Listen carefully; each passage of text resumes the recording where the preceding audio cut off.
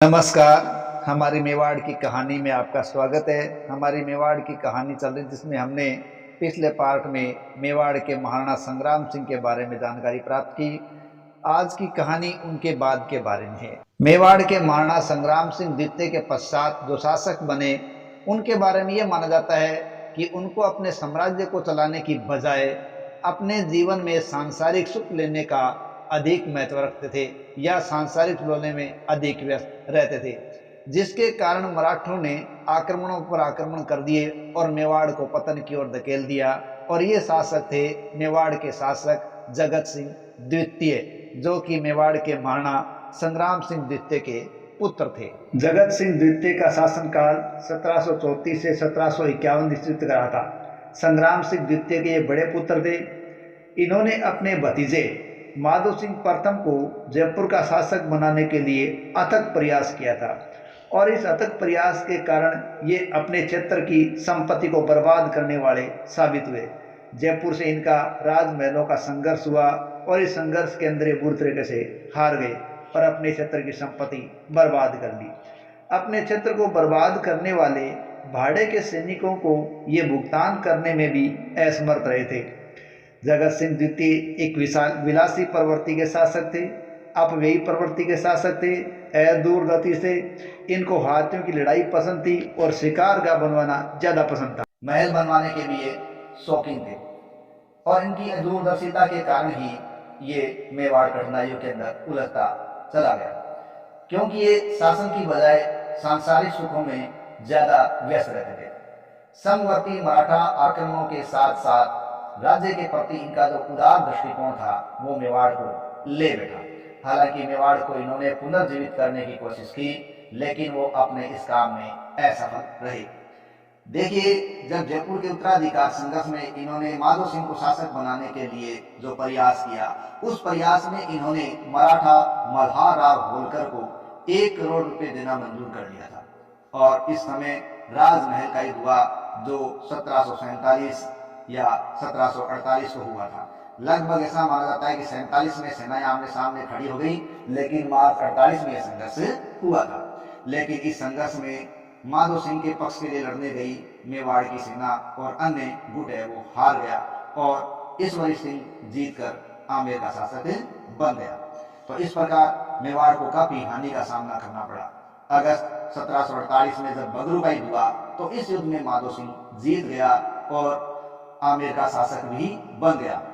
लेकिन इन सब कार्यों से मेवाड़ की हालत खराब हो गई और भांजे को शासक, भतीजे को शासक बनाने के चक्कर में मेवाड़ ने अपना अतुल धन खर्च कर दिया और इधर जब माधो सिंह शासक बने तो इन्होंने मेवाड़ के उपकार को ही भुला दिया। ये बड़ी विडंबना वाली बात थी। देखिए, जब जगत सिंह द्वितीय शासक थे तो उसके समय की बात है कि मराठों ने मालवा पर कब्जा कर लिया।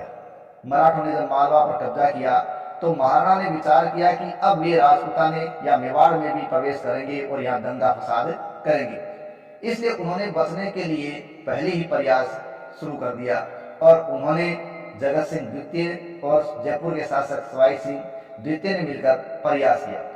तो जगत सिंह द्वितीय और सवाई जय सिंह द्वितीय ने मराठों के खिलाफ काम करने का प्रयास किया, लेकिन मालवा को खाली कराने के लिए इन्होंने 5 लाख रुपए मराठों को भेजे, लेकिन मालवा खाली नहीं करा पाए। मगर मराठों ने मालवा तो खाली नहीं किया, आगे बढ़ना जारी रखा।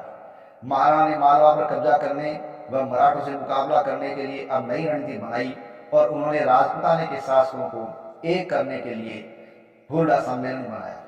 देखिए, इस हुरडा सम्मेलन के संयोजक की बात करें या दिमागी उपज की बात करें तो यह हुरडा सम्मेलन जयपुर के शासक सवाई जय सिंह की देन था, लेकिन इसको आयोजित करना चाह रहे थे मेवाड़ के महाराणा अमर सिंह द्वितीय।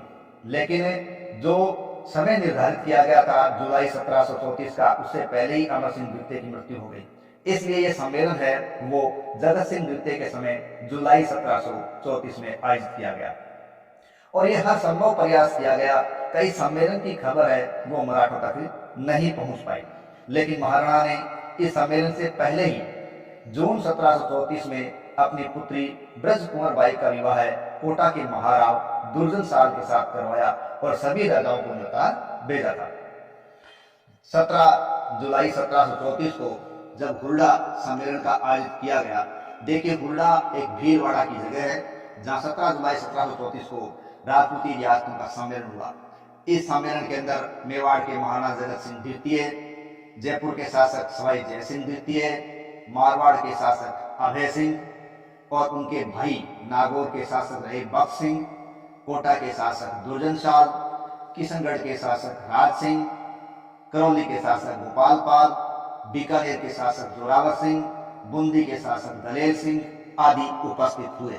लेकिन जब हुरडा सम्मेलन में उपस्थित हुए तो यहाँ भी जयपुर और मारवाड़ के बीच शासक को लेकर थोड़ी खींचातानी देखने को मिली। लेकिन इस खींचतानी में एक चारण कवि द्वारा बीच बचाव किया गया और इस सम्मेलन की अध्यक्षता करने का जिम्मा जगत सिंह द्वितीय मेवाड़ के महाराणा को दिया गया। इस प्रकार हुरडा सम्मेलन मेवाड़ के महाराणा जगत सिंह द्वितीय की अध्यक्षता में 17 जुलाई 1734 को आयोजित किया गया। इसमें यह कहा गया कि एक रियासत है, उस पर यदि कोई दूसरा हमला करता है तो सभी रियासतें उसका साथ देंगे, यानी सभी यहाँ बैठे हैं वो सभी मित्र हैं। दूसरी बात, मराठों से मिलकर संघर्ष किया जाएगा और मराठी जो चौथ यहाँ से वसूल कर रहे हैं उस चौथ से छुटकारा पाया जाएगा।